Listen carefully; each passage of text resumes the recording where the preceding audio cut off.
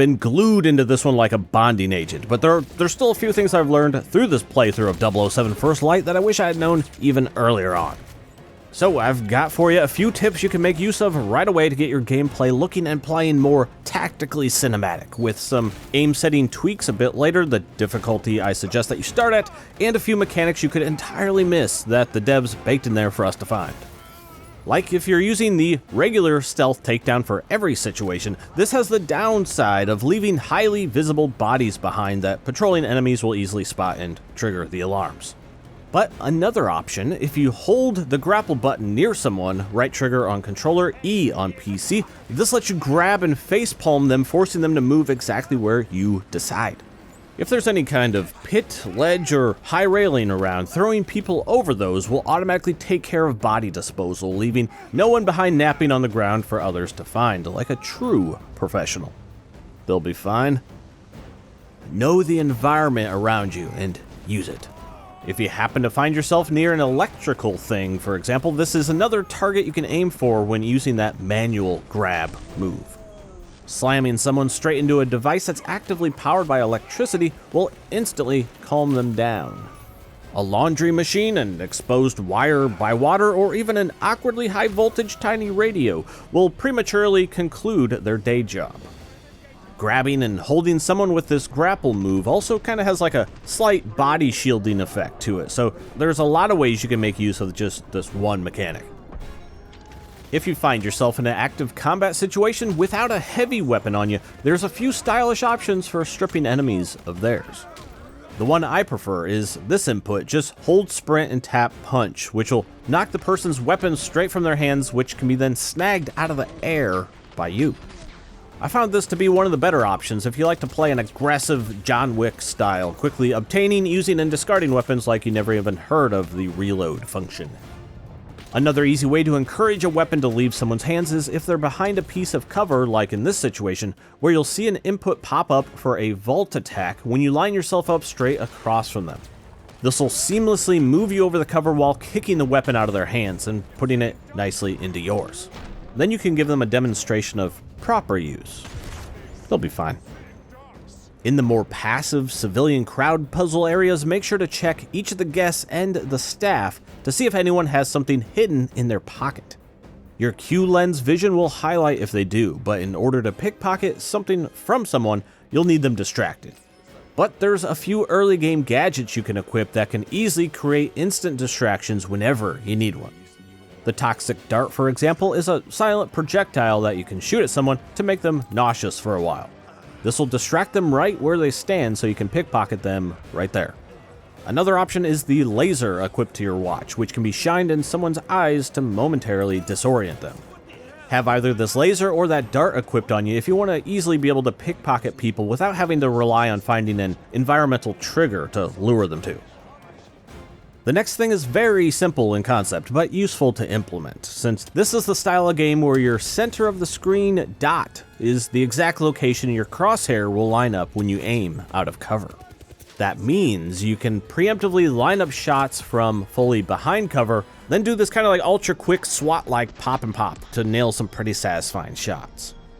If you're playing on the higher difficulty, more on that later, this lets you more safely eliminate targets without leaving yourself open to gunfire when trying to aim. Enemies will try to flush you out from that cover though with grenades, which can be shot and destroyed out of midair if you're quick, or just use some of your focus to hit it during the slow-mo bullet time. Another option though that's a bit easier, just use your Q lens and look directly at the grenade, then use your hack input to disable its detonator. And that hack can even be installed in the air if you spot a grenade flying in on you. Just listen out for the appreciated enemy grenade callouts. I'm throwing a grenade! There's likely more usable objects in the environment around you than you might initially assume. Like your Q lens will highlight all the interactable things yellow. It could be a loose object, a gas pipe, explosive container, or heavy bits of metal, which will deal deadly damage to enemies hit by them. Some will even chain destruction, taking out entire walkways and bridges that enemies like to lurk on. If you highlight a guard with your Q lens, this will show right here if they're immune to use of your bluff mechanic. However, if you highlight someone and you don't see that they're immune to bluff, that means dum-dum confirmed. They'll easily be tricked by a simple verbal bluff. Bluffing is useful because it essentially lets you sneak in plain sight, passing right in front of mentally unskilled guards that would normally attack you on the spot.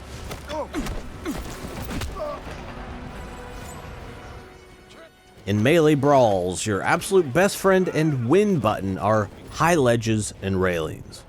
Luring enemies to fight near things you can throw them off of gives you a huge advantage. Tapping grapple plus a direction lets you throw enemies around into things, into each other, or off of edges, immediately knocking them out. Harnessing the playstyle of an unhinged luchador, this can turn tactical espionage into ridiculous wrestling game. Getting deeper into the weeds of battle, if you post up on a spot with a dropped weapon within reach, this lets you quick swap between using them both. It's mostly a combat flourish, but can be useful for essentially having access to a doubled arsenal or to avoid the downtime of reloading. In melee fights, if you block an entire string of incoming attacks, your character will automatically counter and throw the enemy on that last hit. Useful for crowd control if you throw them into someone else, but there's also a built-in timing window if you don't want your character to initiate that throw. Immediately after a fully blocked sequence, if you tap the punch button at the start of grabbing the enemy, this will chain the animation straight into a knee to the head instead.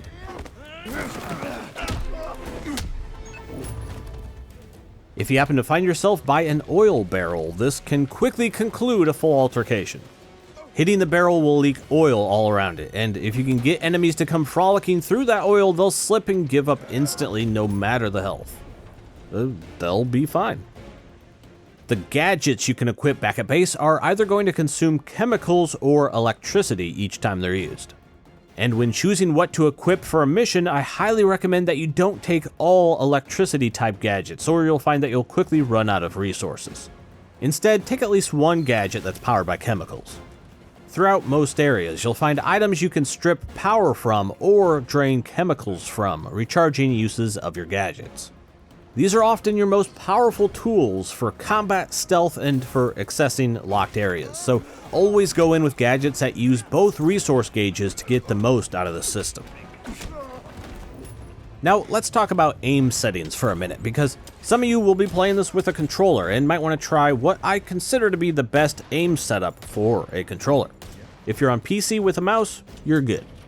Okay, now here's my controller aim setup. I changed my aim response curve to linear, my vertical camera sensitivity 0.7, horizontal camera 1.1, vertical aim sensitivity 0.7, horizontal aim sensitivity 0.9, and if you want, this one only affects the non-aiming camera movements, but I set deceleration of that to 0.2. This setup should give you a good all-around baseline aim that isn't too fast, not too slow, and should easily be able to line up headshots with. Now, the actual first thing that you need to know when you start this is which difficulty should you begin with.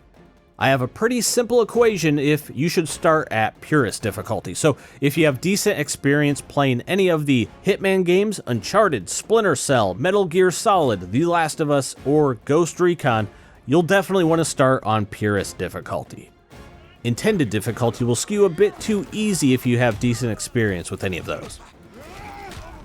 And one last quick thing here, just remember from the main menu there's the whole other game mode, the tactical simulations.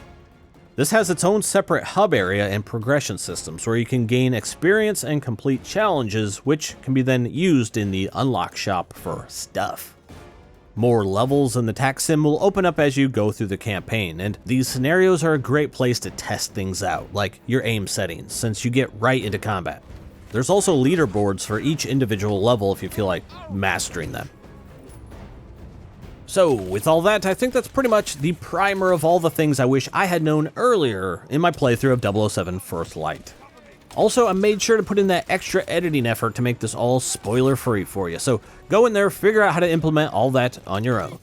Big shout out though to IO Interactive for giving me their Bond baby a little early, so I can break down all this stuff for you here today.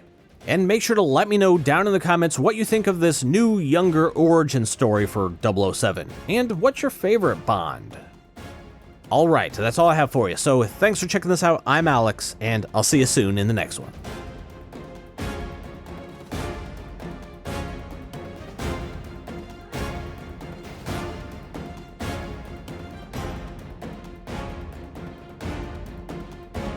I'm throwing a grenade.